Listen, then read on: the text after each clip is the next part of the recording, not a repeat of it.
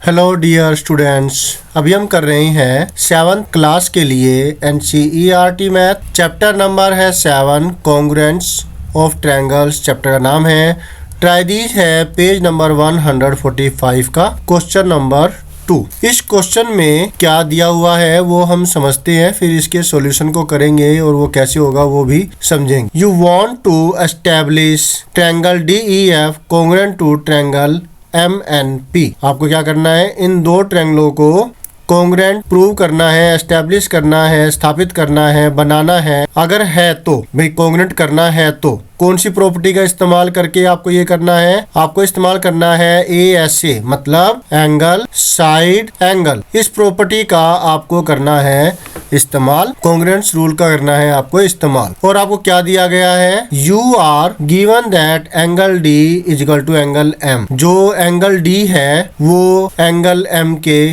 बराबर, ठीक है। ये दोनों जो पॉइंट है कोरस्पॉन्ड। और आपको दिया हुआ है angle F is equal to angle P, मतलब जो ये वाला जो पॉइंट है कोरस्पॉन्डिंग है इस वाले पॉइंट के, ठीक है। What information is needed to establish the congruence.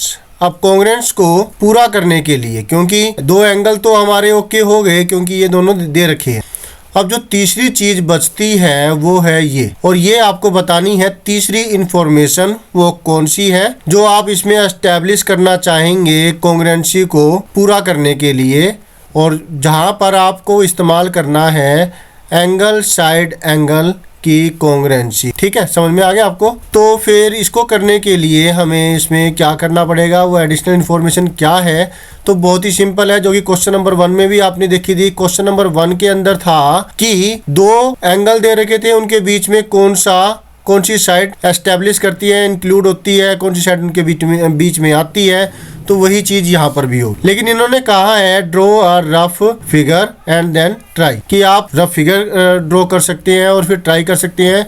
हम इसको डायरेक्टली भी पता कर सकते हैं, सिंपल है कि हमें दिया हुआ है एंगल D एंगल M के।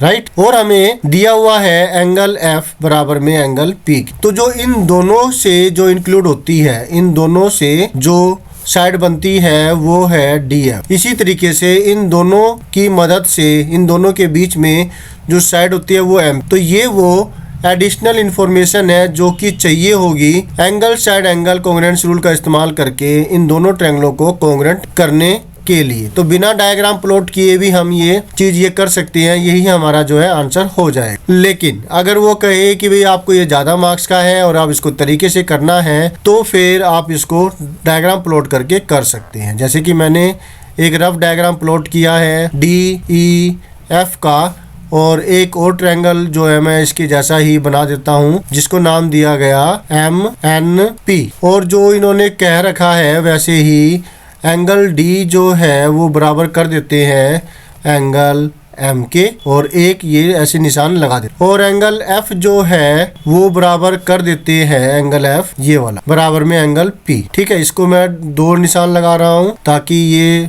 क्लियर हो जाए कि जो ये वाला एंगल है वो इस वाले एंगल के बराबर है जिसमें सेम बार लगा रखे, ठीक है। अब आप क्लियरली देख पा रहे हैं कि इस एंगल D और एंगल F के बीच में जो साइड इंक्लूड होती है वो है ये वाली साइड। इसी तरीके से एंगल M और एंगल N के बीच में जो साइड इंक्लूड होती है वो है ये वाली साइड। तो यही तो वो साइडें थी जो कि आपको बतानी थी। ये रफ डायग्राम प्लॉट करके भी आप इसको कर सकते हैं, और ज़्यादा मार्क्स के लिए अगर आप इसको लिखना चाहें तो फिर आप वो ज़्यादा चीज़ें लिख सकते, ठीक है। इसी तरीके से in triangle DEF and triangle MNP आपको ये सारी की सारी चीज़ें जो है जो यहाँ पर लिखी है वही चीज़ें आप लिखेंगे।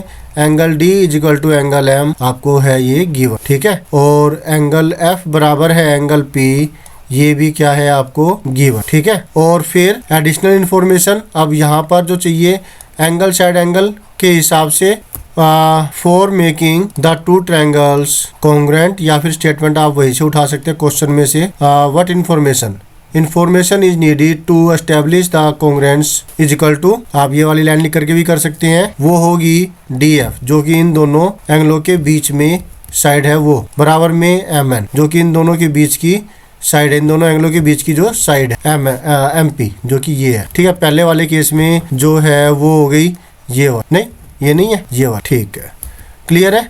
तो यहाँ पर ये है जो है आपका आंसर हो जाएगा। और ज़्यादा मार्क्स के लिए आप इसको ऐसे कर सकते हैं, देखिए वो तो आपको नॉलेज अगर है ना तो मार्क्स के हिसाब से आप कम ज़्यादा मटेरियल उसमें डाल सकते, तो इसलिए बेसिक क्लियर रखिए। तो मैंने आपका बेसिक जो है वो क्लियर कर दिया होगा, होप सो आपको अच्छे से समझ में आ गया होगा।